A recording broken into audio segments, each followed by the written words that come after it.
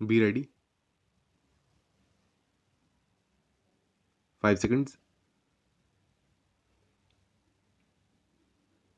Start.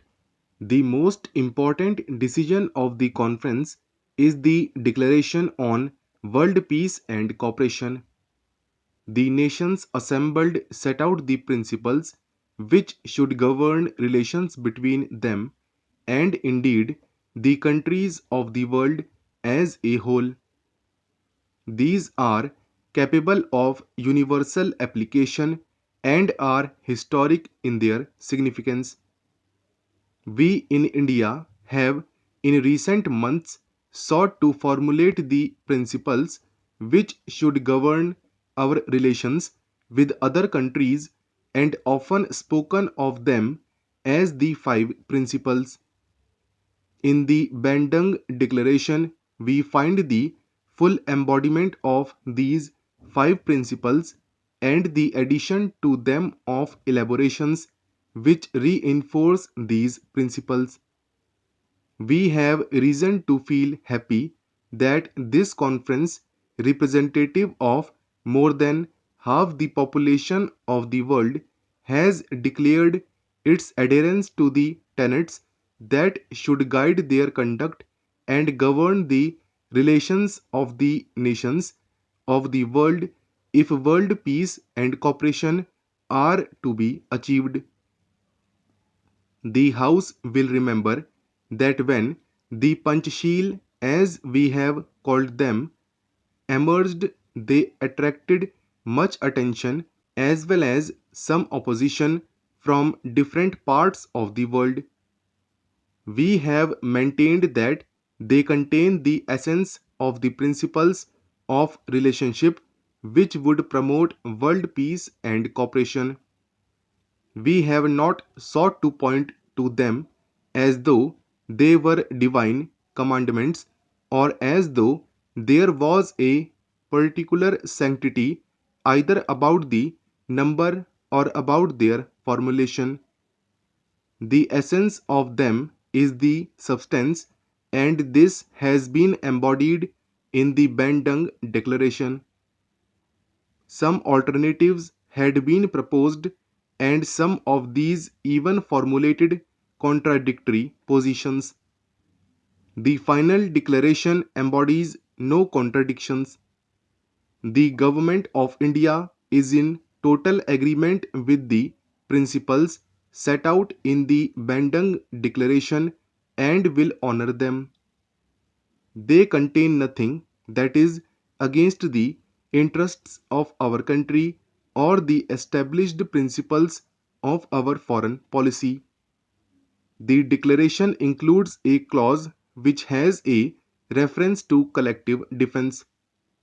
The House knows that we are opposed to military pacts, and I have repeatedly stated that these pacts, based upon the idea of balance of power and negotiation, form strength, and the grouping of nations into rival camps are not, in our view, a contribution to peace. We maintain that view. The Bandung Declaration, however, relates to self defense in terms of the Charter of the United Nations. The provisions of the Charter make it clear about the inherent right of self defense.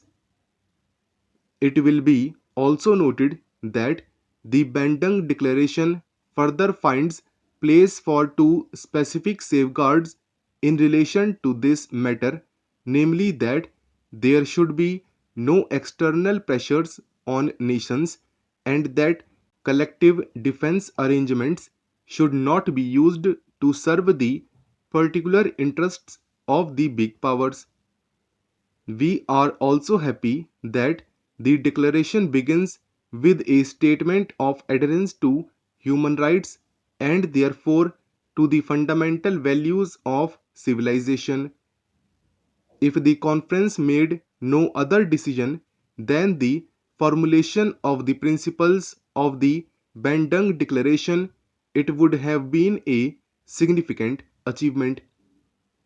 So much for the actual work and achievement within the conference itself. But any estimate of this historic week at Bandung would be incomplete and its picture would be inadequate if we did not take into account the many contacts established, the relations that have emerged, the prejudices that have been removed, and the friendships that have been formed.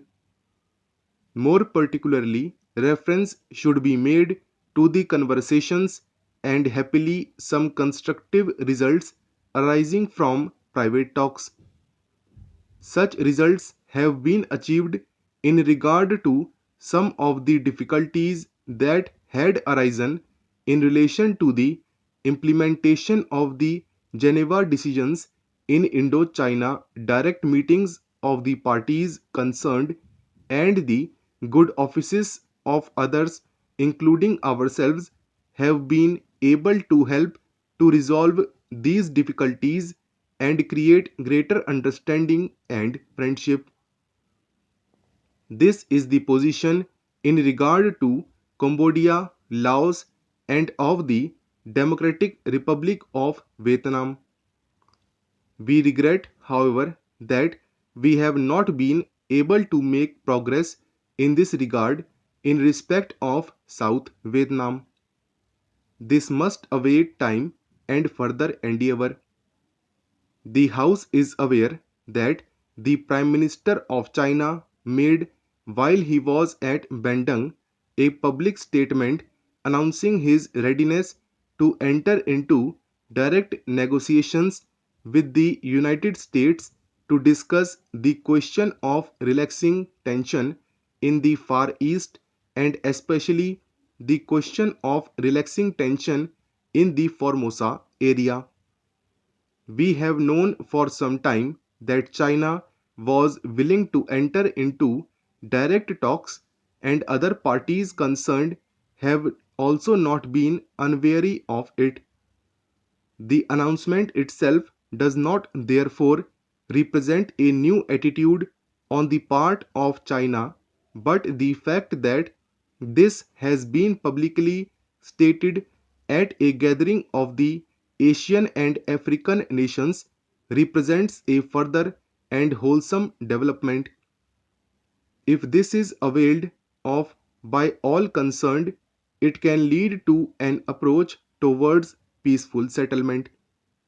I had several conversations with Chinese premier and some of these related to Formosa. At my request, our defense minister had also explored certain aspects of this question with the Prime Minister of China.